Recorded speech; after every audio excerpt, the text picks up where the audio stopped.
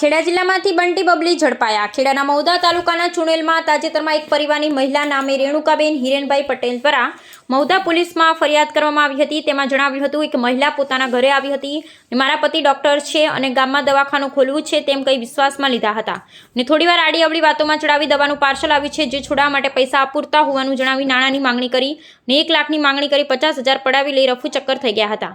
આમ પોલીસ સમક્ષ ફરિયાદ થતાં પોલીસ હરકતમાં આવી। જોકે કોઈ ઓળખ કે ફોન નંબર પણ નહીં હોવાથી પોલીસે અલ્ટો કારની તપાસ કરી સર્વેલન્સ મારફતે અલ્ટો કારને આરોપી હિતેશગીરી બાબુપુરી ગોસ્વામીને તેમના પત્ની દક્ષાબેન ગોસ્વામી મૂળ અમદાવાદ જિલ્લાના માંડલની અટકાયત કરી હતી। રેણુકાબેન પટેલ દ્વારા મૌદા પોલીસ મથકમાં ફરિયાદ આપતા પોલીસની પ્રાથમિક તપાસમાં દંપતી પાસે રાજ્યના અનેક જિલ્લામાં આ પ્રકારે ગુના આચર્યા હોવાનું બહાર આવ્યું છે। ભાવનગર, રાજકોટ, મહેસાણા, બનાસકાંઠા, ડીસા, આણંદ સહિતના જિલ્લાના 57 જેટલા બનાવોમાં 30 લાખ કરતાં વધારે રકમ એકઠી હોવાનું પ્રકાશ્યું છે। હાલ તો પોલીસ દ્વારા જે પોલીસ મથક વિસ્તારમાં છેતરપિંડી થઈ હોય તેના સંપર્ક કરવાની કાર્યવાહી હાથ ધરી છે। રિપોર્ટર જનતા 9 લાઈવ।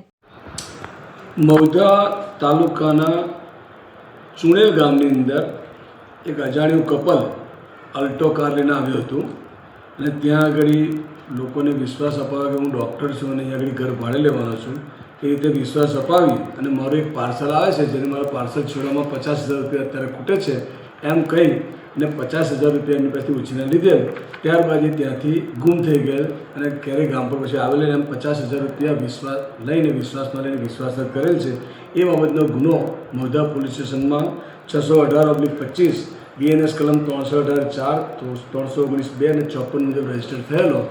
એ કામે ટેકનિકલ સર્વેલન્સ કારની વિગતની માહિતી મેળવી અને મૌદા પોલીસના PI ગોયલ સાહેબે ગુનાની ટેક કરેલ છે અને આરોપી હિતેશપુરી બાબુપુરી ગોસ્વામી અને એના પત્ની દક્ષાબેન ગોસ્વામી બંને જે મૂળ રહેવાસી રખિયાણાના છે, અમદાવાદ જિલ્લો માંડલ પાસે, પરંતુ હાલમાં કાસોર ગામ સોજિત્રા ખાતે રહે છે, એમને પકડેલ છે અને એમની પાસેથી મુદ્દામાલ કવર કરેલ છે।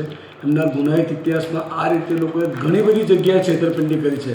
કદાચ 50 કરતાં પણ વધારે જગ્યાઓએ એ લોકોએ નાના મોટા રકમ આ રીતે લીધેલ છે અને છેતરપિંડી કરીને પૈસા મેળવેલ છે। એ બાબતે તપાસ ચાલુ છે। જ્યાં પણ ગુનો દાખલ થયેલો છે, રજીસ્ટર થયેલો છે, ત્યાં આરોપીની જાણ કરવામાં આવશે અને આગળની કાર્યવાહી ચાલુ